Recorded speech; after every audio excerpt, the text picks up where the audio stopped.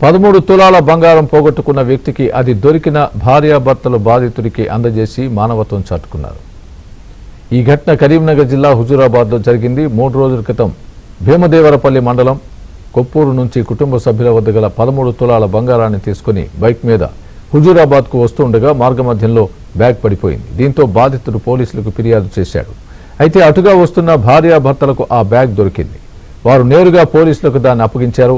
ఈ నేపథ్యంలో బంగారం కలిగిన బ్యాగ్ను తిరిగి అందజేసిన భార్యాభర్తల్ని శాలువా కప్పి పోలీసులు సత్కరించారు.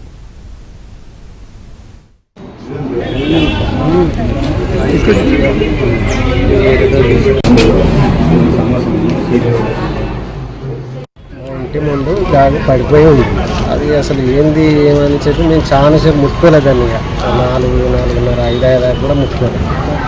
మరి వెలువడేసారు అని చెప్పి దాన్ని తీసుకొని చూసేసరికి అందులో కొన్ని బట్టలు, అంటే చిన్నపిల్లలకి బట్టలు, కొన్ని పండ్లు, చింతపలక పండ్లు, కింద చూస్తే బంగారం ఉంది.